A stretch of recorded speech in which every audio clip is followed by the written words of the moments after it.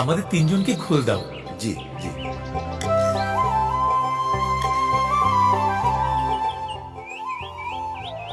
বাবু, আপনাদের পরিচয় কি? আমি হলাম এই গ্রামের হাজী দানিশের একমাত্র পোতা। হাজী সাহেবের পোতা আপনি? জি। উনি বড় ভালো মানুষ। কত হয়েছে? মাফ করবেন বাবু, হাজী সাহেবের পোতা আপনি, দাম নিতে পারবো না, দাম নিতে পারবো না। গোল!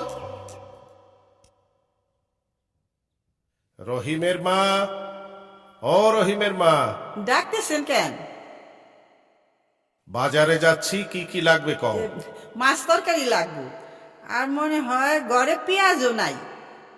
মালিকের মা, ও মালিকের মা, যে কাকি আম্মা, তোমার কাকার বাজারে যাইতাছে, তোমার কি কিছু লাগবো? জিরা নাই। জিরা নিয়ে আইসেন। আচ্ছা। হাজী সাহেব,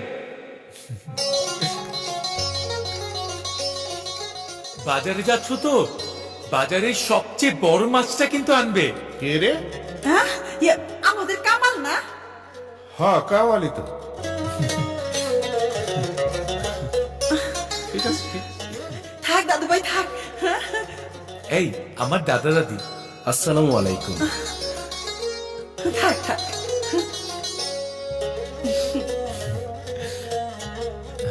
থাক দাদু থাক। কেমন আছিস দাদু ভাই? ভালো আছি। আমার রহিম, তোর মায় সবাই ভালো আছে তো? সবাই ভালো আছে। আমার বন্ধু, ওর নাম কাদের, ওর নাম অনিল। আমরা ইউনিভার্সিটিতে একসাথেই পড়াশোনা করি। 5-6 দিন এখানে থাকবো, ইউনিভার্সিটি বন্ধ তো তাই। কামাল ভাই, উনি কি হিন্দু? তাইলে তো বাড়িতে গরু গোছানো যাবো না। চুপ! কি আনতে হবে না আনতে হবে সেটা আমি বুঝবো, তুই বলতে যাবি কেন? অনিল, কিছু মনে করো না দাদু। গ্রামের মানুষের মন মানসিকতা পরিবর্তন হতে সময় লাগবে অনেক। তোমরা তো সবাই লঞ্চে আসছো, হ্যাঁ। ঠিক মতো বোধহয় ঘুমও হয় নাই। মালিকের মা, কাচারি ঘরটা খুলে দাও, ওরা ঘুমাবে। আমি বাজার করে আসছি। চল আচ্ছা। যাই, আচ্ছা। ওদের কিছু খাইতে দাও। আসো দাদু ভাই আসো আয় আসো। চল।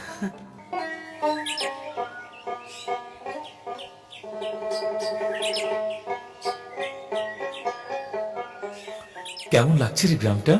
অপূর্ব। এই মুহূর্তে দোলার দরকার ছিল। আচ্ছা কামাল, আমরা এখানে ধোলাকে নিয়ে আসলে পারতাম না? তুই একটা গাধা রে। 3টা ছেলের সাথে একটি মেয়ে, কখনো তার বাবা মা এত দূর আসতে দেবে? তোর প্রতি ওর বাবা মার একটা বিশ্বাস আছে, তুই বললে অবশ্যই আসতে দিত।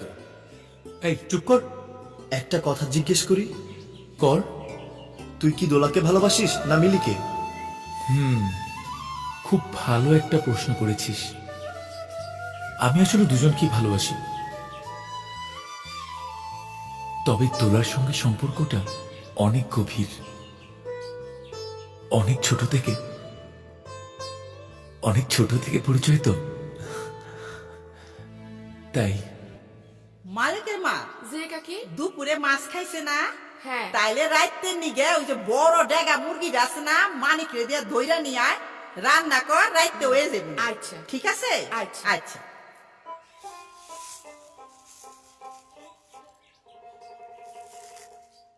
তোমাদের কাছে ঢাকার পরিস্থিতি শুনে তো অবাক হচ্ছি। গ্রামের লোকেরা তো এসব কিছুই জানে না। জানবে দাদু, ঝড় উঠলে সব গাছেই বাতাস লাগে। তুমি একটা অচল লোক দাদু। কেন? আব্বা যে তোমাকে একটা রেডিও কিনে দিল, সেটা কই? আরে দাদু ভাই, গোসল করার সময় খবর শুনতে শুনতে পুকুর ঘাটে নিয়ে গেছিলাম। ওইখানে পা পিছলে পড়িয়া রেডিও শুদ্ধ পানির মধ্যে চলে গেল। এই যে রেডিওটা নষ্ট হয়ে গেছে, তারপর আর ঠিক করা হয় নাই। খবর শুনে কি হবে? আমি একটা কথা বুঝতে পারছি, তোমরা এখন এই পাকিস্তান দেশটারে ভাঙ্গার চেষ্টা করতেছ। এই চা খাও, আগে চা খাও, মুড়ি দিয়ে চা খাও। দাদু, একটা কথা জিজ্ঞেস করব? করো। শুনেছি আপনি নাকি মুসলিম লীগ করেন। হ্যাঁ, এককালে করতাম। মুসলিম লীগ কে না করত? মৌলানা ভাসানী, সরোয়ার্দী সবাই মুসলিম লীগ করত। মুসলিম লীগ না করলে এই পূর্ব পাকিস্তান হতো? ধর্মকে ভিত্তি করে কোনো রাষ্ট্রকে হওয়া উচিত। হওয়া উচিত কি অনুচিত তা এখন বুঝতেছি। তখন যৌবন ছিল, তখনকার স্লোগান কি ছিল জানো? কি ছিল দাদু? কান মে বিড়ি, মুंह में পান, লড়কে লেঙ্গে পাকিস্তান। এই স্লোগান তো শুনিনি আগে দাদু, খুব ভালো তো। কাকা বাড়িতে আছেন? কে? আগে কাকা, আমি বীরেন ঘোষ। আয় এদিকে আয়। কি? বাড়িতে নতুন অতিথি আইছে জানি, ঘরে একটা দই পাতা ছিল, নিয়ে আসছি। রহিমের মা, এ রহিমের মা। ডাকছে না আমারে? হা হা, এই বীরেন আইছে দই নিয়ে, দইটা নাও। দাও।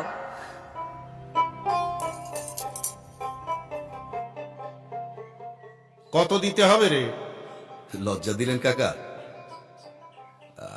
আপনার বাড়ির অতিথি তো আমার বাড়ির অতিথি। আসি কাকা, আদাব। আদাব। দেখলে, বীরেনকে কি হিন্দু মনে হলো নাকি আমার এক ঘর আত্মীয় মনে হলো? আত্মীয় মনে হলো। দেখো দাদু, দ্বিজাতি তত্ত্বের ভিত্তিতেই পাকিস্তান হয়েছে, তোমরা তা জানো না।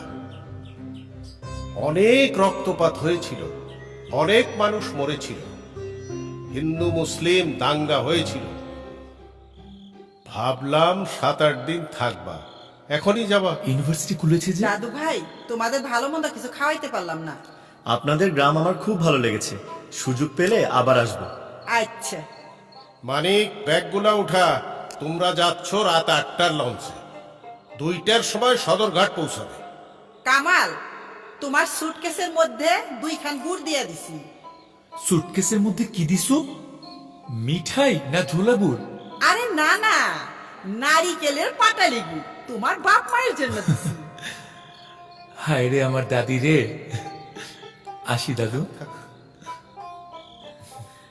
আসি থাক দাদু। দাদু ভাই, থাক, বাইসে থাকো। চল মানিক। থাক দাদু, আসি দাদু। আবার আইসো। ঠিক আছে, ঠিক আছে।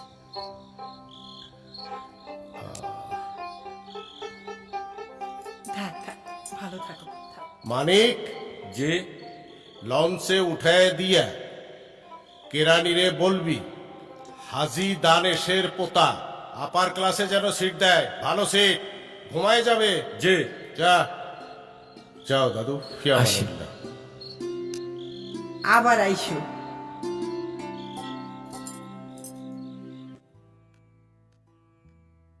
ভাই আসসালামু আলাইকুম। ওয়ালাইকুম আসসালাম। কামাল, কোথায় ছিলে কয়েকদিন? অফিসে দেখি নাই। ভাই আমি একটু গ্রামের বাড়িতে গিয়েছিলাম। শোনো, তুমি কিন্তু এখন পত্রিকার স্টাফ, থোক না মাসিক বেতন পাবে। প্রাথমিক অবস্থায় এত অফিস কামাই করো না। জি। কাল কিন্তু হরতাল, হরতালের রিপোর্টটা লিখে তারপরে বাসায় যেও। জি ভাই।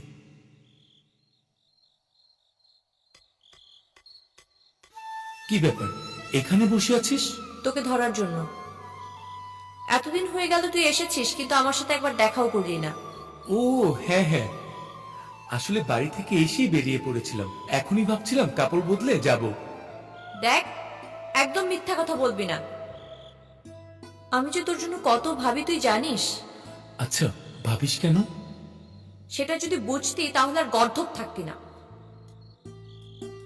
আর শোন, এরপর থেকে বাহিরে গেলে আমাকে নিয়ে যাবি, গর্ধব।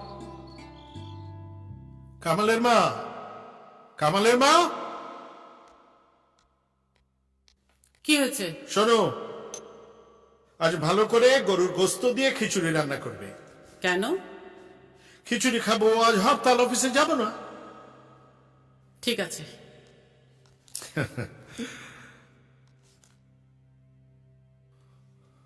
বাবা, অফিস নেই?